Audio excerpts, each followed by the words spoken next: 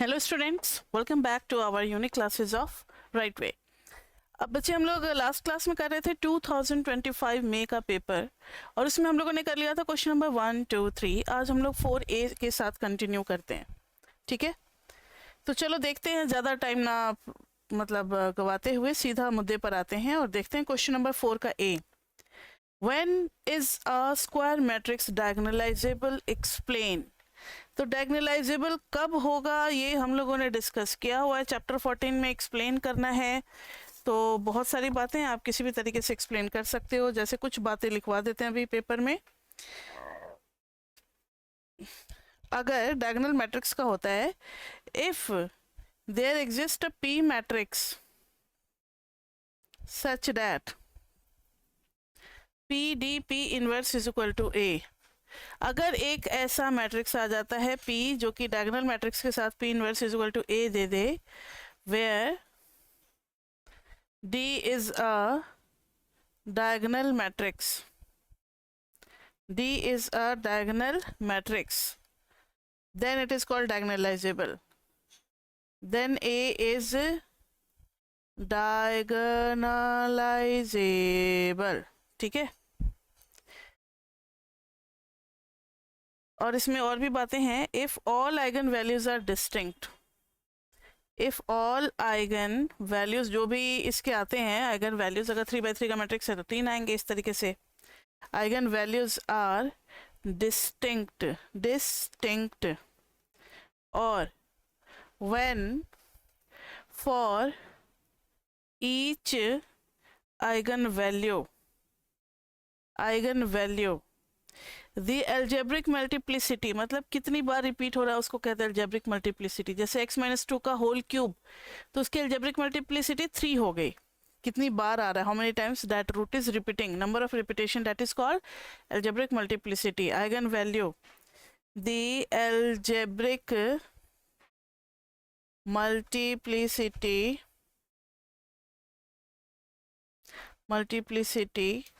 equals the geometric multiplicity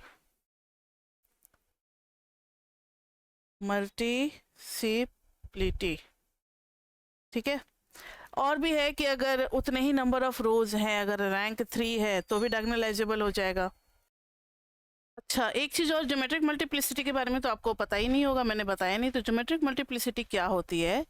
तो geometric multiplicity is, पहले इसके बारे में समझ लो, नंबर ऑफ, रैंक जो मैंने बोला था ना, वही नंबर ऑफ इंडिपेंडेंट रोज या फिर वेक्टर्स इन आइगन स्पेस। तो जब आइगन स्पेस निकालते हैं तो उसमें कितना नंबर ऑफ इंडिपेंडेंट रोज है, एक तरीके से रैंक हो गया। ठीक है, तो वो हमारा कहलाएगा क्या, नंबर ऑफ इंडिपेंडेंट रोज। अगर कोई दो सेम होता है तो सब्ट्रैक्ट करने पे सारा 0 0 नहीं हो जाता? तो कितने नॉन जीरो रोज है, बात वही हो गया। जब हम लोग रिड्यूस्ड इक्विवेलेंट फॉर्म में जब रिड्यूस करते हैं तब की बात हो रही है, उसको कहते हैं ज्योमेट्रिक मल्टीप्लिसिटी। तो ये दोनों सेम होने चाहिए। ठीक है, और अगर कोई सिमेट्रिक मैट्रिक्स है तो वो तो डायगोनलाइजेबल होगा। All symmetric matrices are diagonalisable. तो इन सब कंडीशंस में मैट्रिक्स जो है वो डायगोनल मैट्रिक्स एग्जिस्ट करेगा। यही पूछा था ना, when is a square matrix diagonalisable, तो इन सब केसेस में होगा। ठीक है, नेक्स्ट क्वेश्चन नंबर 4 का बी। 4 के बी में है, for the following 2x2 matrix हमें a⁻30 निकालना है। वैसे ही आपके कोर्स में नहीं था, लेकिन डायगोनलाइजेबल जब पढ़ाया जाता है तो उसका एप्लीकेशन होता है, ये a⁻30 उसका एप्लीकेशन होता है। तो देख लो जरा। वैसे ये क्वेश्चन तो मेरे ख्याल से आउट ऑफ सिलेबस है, तो जिन्होंने भी ट्राई किया होगा उन्हें फुल मार्क्स मिलेंगे इसके। जब भी कोई क्वेश्चन आउट ऑफ सिलेबस आ जाता है तो उसके फुल मार्क्स मिलते हैं। ठीक है, तो अब a⁻30 निकालना। अब देखो कैसे यूज करेंगे हम लोग डायगोनलाइजेशन का। 4b में है a = 3 2 2 -2 और हमें a टू द पावर 30 निकालना है। इस क्वेश्चन में करते वक्त मैंने क्या नोटिस किया था कि कुछ हो सकता है मिसप्रिंट हो, क्योंकि ढंग से निकलता नहीं है a टू द पावर 30, थोड़ा सा कॉम्प्लिकेटेड फॉर्म में ही रह जाता है। तो हो सकता है कि मिसप्रिंट हो, एग्जाम में अगर देंगे तो कुछ अच्छे तरीके से देंगे तो फिर सही से निकल सकता है। सबसे पहले ना हम लोग इसका आइगन वैल्यू निकालते हैं। सबसे पहले क्या निकालना होता है? Eigen value. तो let lambda be eigen value of A. तो आइगन वैल्यू के लिए a माइनस लैम्डा आई का डिटर्मिनेंट करेंगे 0। तो a minus lambda I is equal to, a होता है 3 2 2 -2 माइनस लैम्डा इंटू 1 0 0 1। यह आ जाएगा 3 माइनस लैम्डा 2 2 -2 माइनस लैम्डा। ठीक है, अब इसका डिटर्मिनेंट होना चाहिए 0। इसका डिटर्मिनेंट होना चाहिए 0। a minus lambda I is equal to 0। इसको करेंगे तो 3 minus lambda into 2 minus lambda -4 is equal to 0। जब मल्टीप्लाई करोगे तो क्या आ जाएगा? पूरा इक्वेशन क्या निकल करके आएगा बताओ? माइनस माइनस बाहर आ जाएगा, इसका माइनस बाहर ले लो तो 3 माइनस लैम्डा, इधर आ गया 2 plus lambda plus 4 is equal to 0। मतलब एक इसका माइनस ले लिया, इसका एक इसका माइनस लेकर के दोनों साइड 0 कर दिया। ये आ गया माइनस। सॉल्व करने का तरीका सबका अलग अलग होता है, ऐसा नहीं है कि मैम ने ये किया तो मुझे भी यही करना है। आपको बस लैम्डा निकालना है, अब आप चाहे जैसे निकालो, क्वाड्रेटिक इक्वेशन करके लैम्डा निकालना है। तो ये आ जाएगा माइनस लैम्डा स्क्वायर -2 लैम्डा और +3 लैम्डा। तो प्लस लैम्डा और 3 2 6 + 4 10। Lambda is equal to -b plus minus root under b square -4ac। तो +40 अपॉन -2। तो मैंने कहा ना कि ये थोड़ा सा अजीब सा आ रहा है जो कि सॉल्व नहीं हो रहा है। तो एक रूट आ गया lambda is equal to 1 plus root 41 by -2। एक आ गया 1 माइनस रूट अंडर 41 बाई -2। तो एक काम करेंगे, इसको मान लेते हैं अभी फ़िलहाल अल्फ़ा और इसको मान लेते हैं फ़िलहाल बीटा। तो थोड़ा सा काम आसान हो जाएगा। Lambda is equal to alpha beta, ये दो हमारे क्या आ गए? रूट आ गए। हो सकता है मिसप्रिंट होगा इसमें 10 ईयर में, तो एग्जाम में अगर दिया होगा तो कुछ ना कुछ ये सॉल्व हो रहा होगा। अगर किसी के पास पेपर है, पेपर अगर आपके कॉलेज में मिला है तो आप मुझसे ज़रूर शेयर करना कि इसका करेक्ट, इसमें कुछ वैल्यूज़ में कुछ ऑल्टरेशन है क्या, या 3 2 2 -2 ही है, तो आप उससे कर सकते हो। तो ये कोई बड़ी बात नहीं है, मिसप्रिंट इसमें होते हैं, ये हम पहले ही बोल देते हैं बच्चों को। अब देखो ना जरा, इन्होंने दिया, पहले तो डिटर्मिनेंट a निकालोगे तो that is -6 -4 is equal to -10 not equal to 0, और ये डायगोनलाइजेबल है। It is diagonalisable. क्यों? क्योंकि 2 रो हैं और इसके आइगन वैल्यूज भी क्या आए हैं? आइगन वैल्यूज भी 2 आए हैं। Eigen values are 2 in numbers. तो a को हम लिख सकते हैं PDP इनवर्स, है ना? PDP inverse. D क्या है हमारा? अल्फा बीटा है, अल्फा बीटा 0 0, ये है हमारा D। Alpha beta 0 0। अब a टू द पावर 30 करोगे ना तो ध्यान से देखो क्या होगा। अच्छा, 30 तक जाने के लिए पहले 2 का तो समझना पड़ेगा। a इंटू a करेंगे अगर तो PD, इसको थोड़ा सा अलग कलर से देखो, PDP inverse into PDP inverse, PDP inverse into P into DP inverse. अब एसोसिएटिव लॉ लगा दो तो ये तो वापस I बन जाएगा, IDP इनवर्स। तो ये हो जाएगा P DID हो गया और फिर D के साथ मल्टीप्लाई होगा तो D² P इनवर्स। समझ में आ रही है बात? कुछ समझ में आया? A स्क्वायर था तो खाली D का स्क्वायर हुआ, P और P इनवर्स एक ही साथ रह गया। अब A क्यूब करोगे तो फिर उसी तरीके से PD² P इनवर्स तो A का है ही, फिर PDP इनवर्स एक A के लिए डालोगे तो वापस से ये दोनों I बन जाएंगे, फिर D² D के साथ क्या बन जाएगा? D³। तो PD³ P इनवर्स, ये हो गया A³। सिमिलरली जब आप a टू द पावर 30 निकालोगे तो ये हो जाएगा PD टू द पावर 30 और P इनवर्स। ठीक है, अब d टू द पावर 30 क्या होता है? अगर डायगोनल मैट्रिक्स में ऐसे है लैम्डा 1 और लैम्डा 2 0 0, तो d का पावर 30 जो है वो पता है क्या हो जाएगा? Lambda two the power 30 0 0 lambda two the power 30। आप करके देख सकते हो। तो वही है कि d टू द पावर 30 तो निकल जाएगा, लेकिन हमारे पास लैम्डा 1 लैम्डा 2 यानी कि अल्फा बीटा ही परफेक्ट वैल्यू नहीं आई है, वो रूट वाली है। रूट वाली है तो थोड़ा मुश्किल है, ठीक है। अब रही बात p की, p क्या है? तो p is eigen vector for alpha, this is eigen vector for beta, यहाँ पे लिखा जाएगा, ठीक है। अब आइगन वेक्टर कैसे निकलता है? तो A X is equal to alpha X. A क्या है हमारा? 3 2 2 -2, एक्स ले लेंगे x1 x2, अल्फा ले लेंगे कितना है जो भी अल्फा है, और फिर आ जाएगा x1 x2। पूरा सॉल्व करेंगे तो x1 x2 आ जाएगा, जो भी आएगा उसको यहाँ डाल देंगे x1 x2, उसी तरीके से यहाँ डाल देंगे तो ये p हो जाएगा।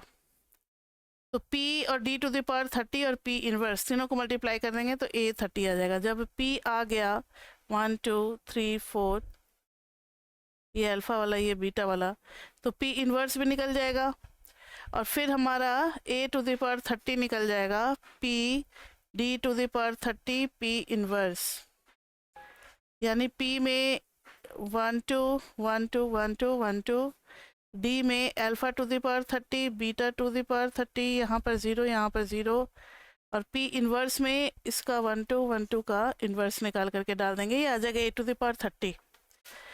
तो क्योंकि हमारे पास अल्फा और बीटा की परफेक्ट वैल्यू नहीं है, लेकिन मैंने स्टेप से सारे बता दिए, इसलिए यहीं तक छोड़ना पड़ रहा है, ठीक है।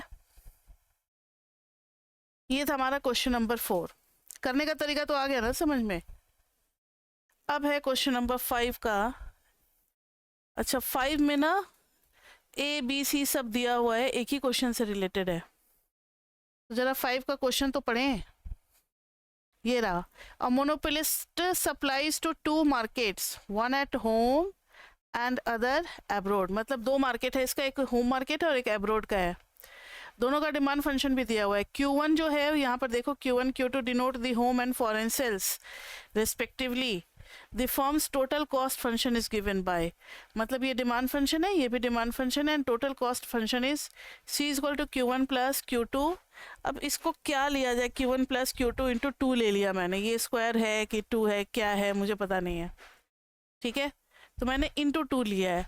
अगर सही क्वेश्चन मिल जाता है किसी को तो आप उसी तरीके से पढ़ोगे, जो भी दिया रहेगा स्क्वायर है या 2 इसी में से कुछ होगा।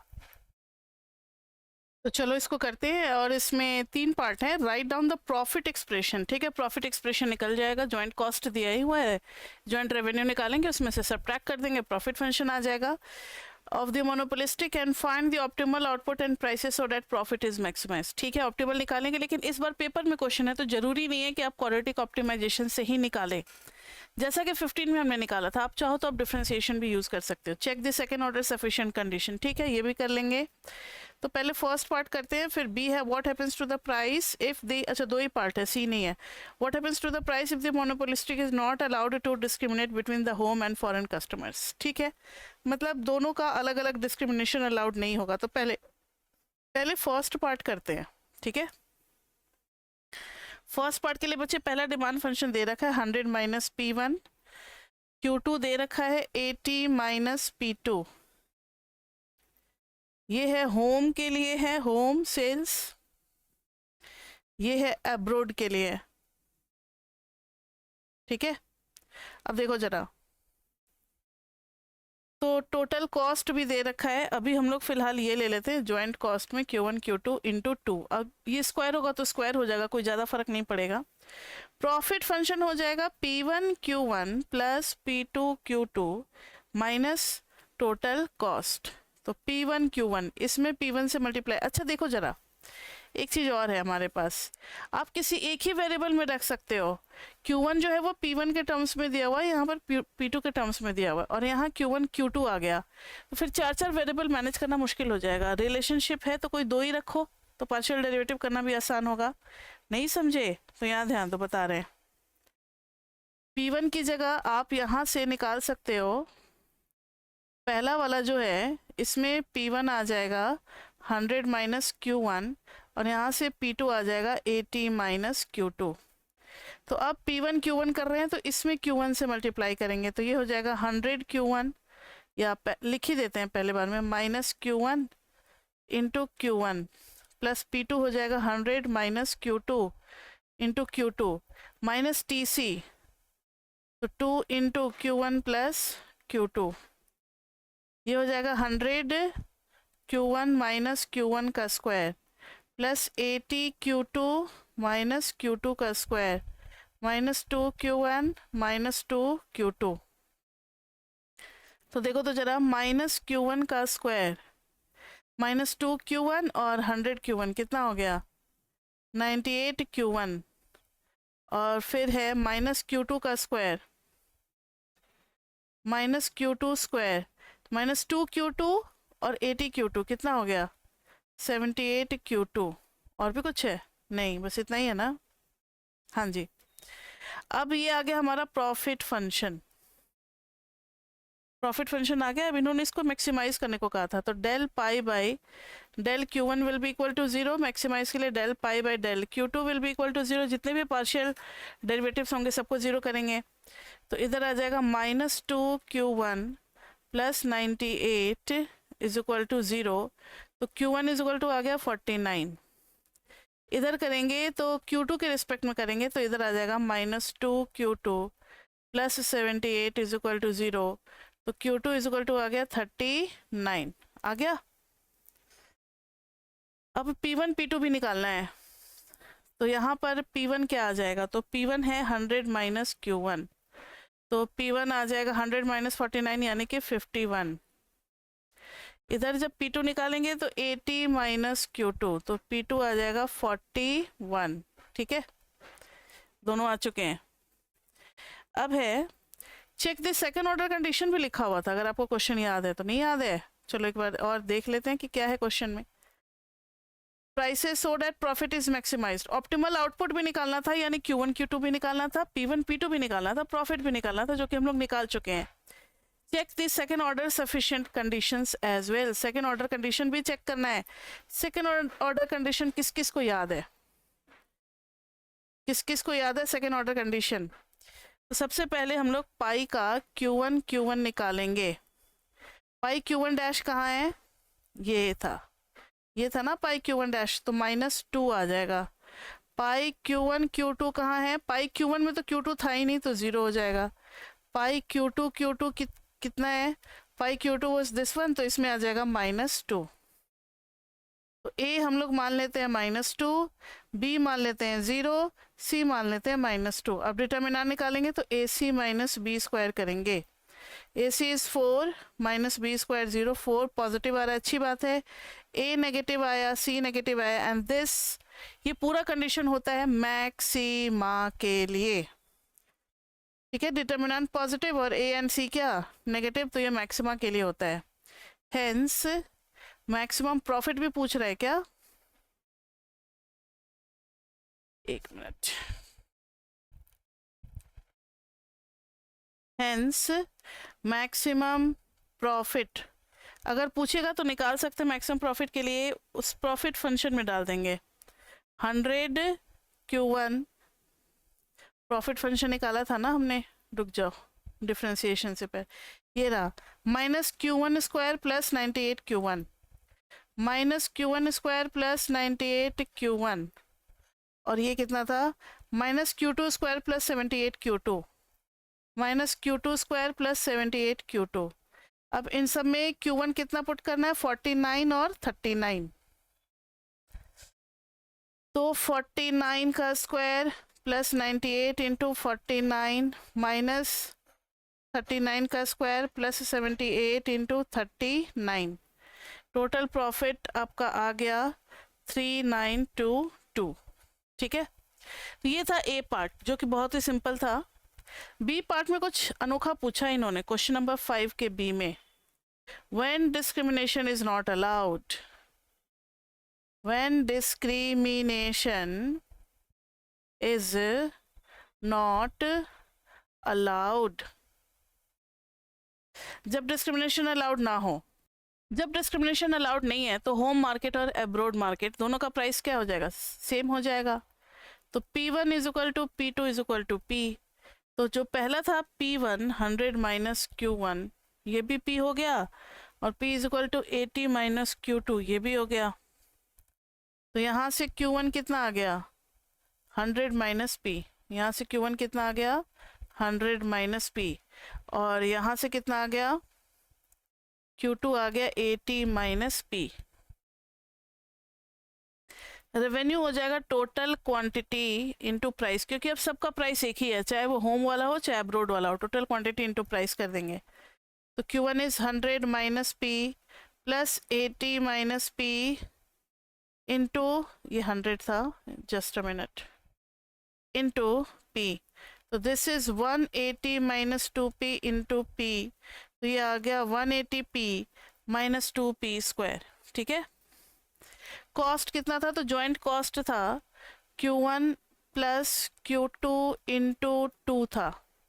तो this is 180, Q1 plus Q2 जब करेंगे तो 100 plus 80 is 180 minus 2P into 2, ये कितना हो गया बताओ, 360 माइनस 2P स्क्वायर। तो प्रॉफिट नया वाला कितना हो जाएगा, रेवेन्यू माइनस कॉस्ट। तो revenue is this much, cost is this much. तो 180P माइनस 2P स्क्वायर में से माइनस कर देंगे 360, और प्लस हो जाएगा 2P स्क्वायर। तो मेरे ख्याल से 360P आ रहा है या क्या आ रहा है,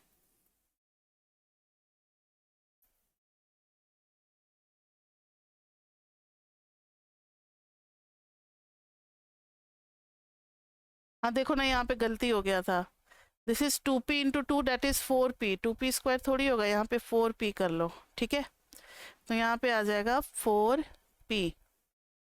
ठीक है, तो ये आ जाएगा 180, ये आ गया प्रॉफिट फंक्शन हमारा 184P minus 2P square minus 360। अब फॉर मैक्सिमम प्रॉफिट, अब सिंगल वेरिएबल में है तो सीधा d pi by d p is equal to 0 कर देंगे।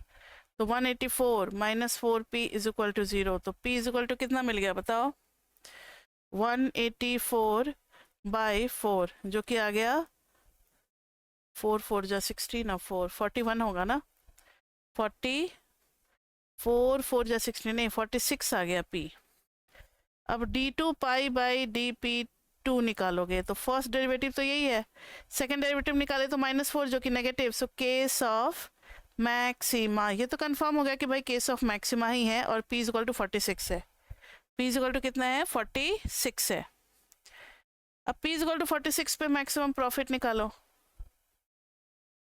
मैक्सिमम प्रॉफिट कितना था, ये था ना प्रॉफिट का फंक्शन, तो इसी में पुट करेंगे 184 P की 184P minus 2P square minus 360। अब पुट कर दो P इज इक्वल टू कितना, 46। तो ये आ जाएगा 184 इंटू 46 माइनस 2 इंटू 46 का स्क्वायर माइनस 360।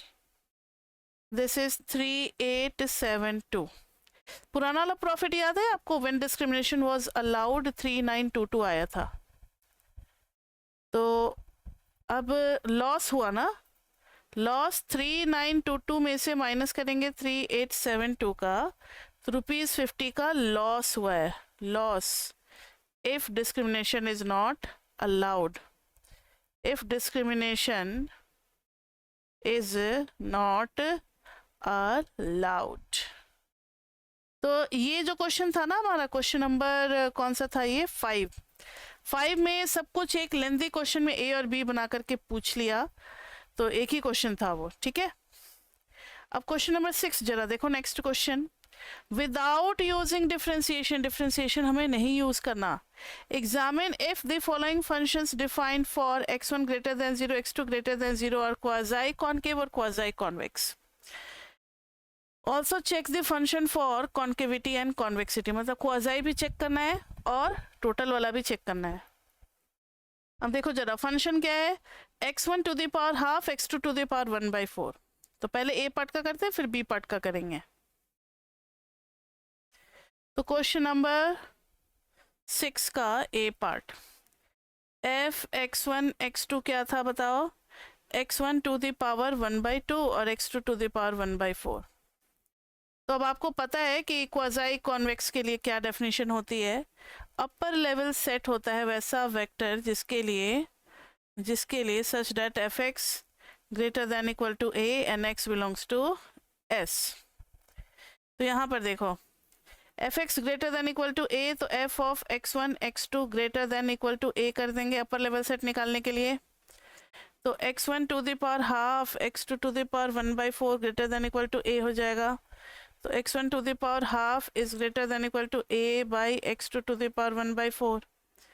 स्क्वायर करेंगे, स्क्वायर करने के बाद एक्चुअली में ये है root x1 a by root of x2। तो स्क्वायर हमें 2 बार करना पड़ेगा।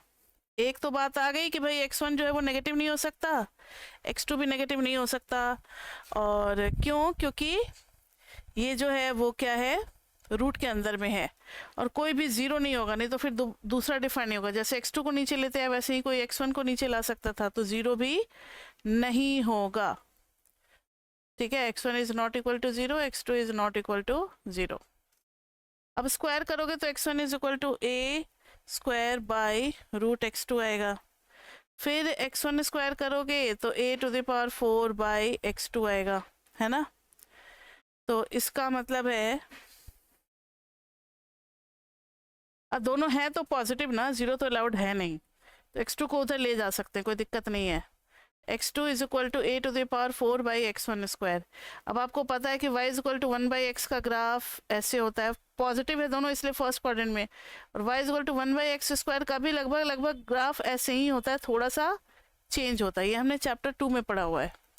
तो x2 वर्सेज x1 का ग्राफ जो है, इधर x2 ले लो इधर x1 ले लो, ये a टू द पावर 4 को कांस्टेंट ले लो, कुछ भी 1 या कुछ भी, तो इसका ग्राफ भी इसी शेप का बनेगा। अब इस शेप में बुराई क्या है कि इस शेप में जब आप कोई भी 2 पॉइंट लेते हो, बुराई नहीं अच्छी बात है, उनको ज्वाइन करने वाला लाइन भी उसी सेट में लाई करेगा, कोई भी बाहर नहीं जाएगा। ठीक है, कहीं से भी कहीं तक। तो शेडेड रीजन इज कॉन्वेक्स, यानी upper level set shaded region that is upper level set is convex. So f of x1 x2 is quasi concave. ठीक है, अब देखो जरा, अब खुद फंक्शन को चेक करना है कि ये कॉन्केव है या कॉन्वेक्स है। तो x1 to the power half x2 to the power 1/4। अब f of x1 निकालेंगे, f ऑफ x1 निकालेंगे तो half x1 to the power minus half x2 to the power 1/4।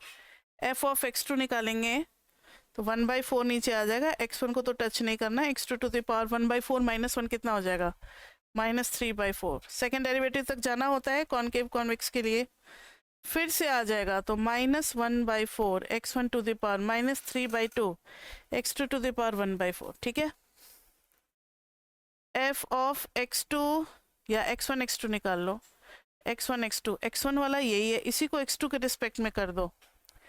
x2 के रिस्पेक्ट में करेंगे तो 1/2 और 1/4 आएगा, तो 1/8 x1 to the power minus half x2 to the power 1/4 -1 -3/4। f of x2 x2, इसको भी जब x2 के रिस्पेक्ट में करेंगे तो 1/4 into 3/4 is -3/16। x1 to the power half x2 to the power -1 करेंगे तो -7/4। ध्यान से देखना, इसको मान लेते हैं a, this whole is b, this whole is c। अब आपको याद है ना a b b c must be greater than 0, ये हम लोगों ने पढ़ा था। तो अब a c minus B square निकालते हैं, a c minus B square, तो -1/4 x1 to the power -3/2 x2 to the power 1/4 into -3/16 x1 to the power half x2 to the power -7/4 minus 1/8 x1 to the power minus half x2 to the power -3/4 का whole square. ये कितना हो गया बताओ, 3/64। x1 to the power -3/2 और 1/2, तो -1 हो गया। x2 टू द पावर 1/4 -7/4 -6/4 यानी -3/2 -1/64 x1 टू द पावर -1/2 है तो -1 हो गया। x2 टू द पावर -3/2, दोनों सेम ही आ रहा है, लेकिन 3/64 में से 1/64 माइनस करेंगे तो 2/64 यानी कि 1/32 x1 to the power -1 x2 to the power -3/2, जो कि होगा पॉजिटिव ही, क्योंकि x1 x2 क्या थे, पॉजिटिव थे, ग्रेटर देन 0। और a क्या था हमारा, a था नेगेटिव, c भी था नेगेटिव। तो जब a और c नेगेटिव तो केस ऑफ मैक्सिमा हो गया। और मैक्सिमा का केस में हम लोग क्या बोलते हैं, केस ऑफ कॉनकेव फंक्शन। ठीक है, तो ये हो गया हमारा ए पार्ट। इसी तरीके से हम लोग अब बी पार्ट भी करेंगे। क्वेश्चन नंबर 6 का बी पार्ट। बी पार्ट में है f of x1 x2 is equal to 2x1 plus 3x2 minus x1 to the power half x2 to the power 1/4। अब इसको भी चेक करना है। अब यहाँ देखो, अभी जस्ट हमने इसको शो किया है in part a, x1 to the power 1/2 x2 to the power 1/4 is quasi concave. किया है कि नहीं किया, बिल्कुल किया है। तो minus of x1 to the power half x2 to the power 1/4 is quasi convex. हमने पढ़ा था कि अगर माइनस लग जाएगा तो ऑपोजिट नेचर हो जाएगा। ये तो क्वाज़ाई कॉन्वेक्स हो गया। अब रही बात इसकी, तो ये तो लीनियर फंक्शन है। 2x1 प्लस 3x2, इसका अपर लेवल सेट निकालते हैं a, ये आ जाएगा 3x2 greater than equal to a minus 2x1, x2 is greater than equal to a/3 minus 2/3 x1। इसका कुछ डायग्राम ऐसे बनेगा, कुछ स्ट्रेट लाइन होगा। x2 बड़ा है, बड़ा है मतलब इस साइड का रीजन, और इस साइड के रीजन में कहीं भी करो तो सब क्या आ रहा है, कॉन्वेक्स आ रहा है। वैसे भी लीनियर को hence 2x1 plus 3x2 is quasi concave as well as quasi convex, दोनों होते हैं। तो अब क्वाज़ाई कॉन्वेक्स के साथ अगर कॉम्बिनेशन लेना है तो इसको क्वाज़ाई कॉन्वेक्स मान लेंगे। सो f of x1 x2 is also quasi convex, क्योंकि ये दो क्वाज़ाई कॉन्वेक्स का सम है, एज सम ऑफ 2। अब क्वाज़ाई वर्ड ड्रॉप कर दो, कॉनकेव और कॉन्वेक्स अगर चेक करना है तो फंक्शन है हमारे पास f of x1 x2 is equal to 2x1 plus 3x2 minus x1 to the power half x2 to the power 1/4। इसको चेक करना है तो f ऑफ x1 निकालेंगे तो आ जाएगा 2 minus 1/2 x1 to the power minus half x2 to the power 1/4। f of x2 that is 3 minus 1/4 x1 to the power half x2 to the power minus 3/4। f of x1 x1 तो 2 तो 0 ही हो गया, ये हो गया 1/4। ये same to same नहीं आने लगा फिर, जो कि हमने a पार्ट में किया था। f ऑफ x2 करेंगे तो 3 का 0 हो गया और फिर 3/16, मतलब सेकेंड ऑर्डर डेरिवेटिव दोनों का सेम ही चल रहा है। f ऑफ x1 x2 करोगे तो इसी को x2 के रिस्पेक्ट में करेंगे तो 2 का 0, और x2 के रिस्पेक्ट में करेंगे तो -1/8 x1 to the power minus half x2 to the power -3/4। So this is a, this is b and this is c। तो सेम टू सेम तो है, तो same as part a। So ये क्या हो गया, कॉन्वेक्स। ठीक है, अच्छा साइन का फर्क है, यहाँ माइनस था, करके देख ही लो ना, इतना क्या करना है, कॉन्वेक्स आएगा, वहाँ तो कॉनकेव आया था ना। अब ए सी माइनस बी स्क्वायर निकालेंगे तो ए और सी को मल्टीप्लाई करना है, तो 3/64 x1 टू द पावर, ये देखो ना -3/2 और 1/2 कितना हो जाएगा power, -1 x2 to the power 1/4 और -3/4, तो कितना हो जाएगा, 1 में से 3 गया -2 तो -1/2। अब माइनस बी स्क्वायर करेंगे, रुक जाओ कुछ गड़बड़ हुआ है,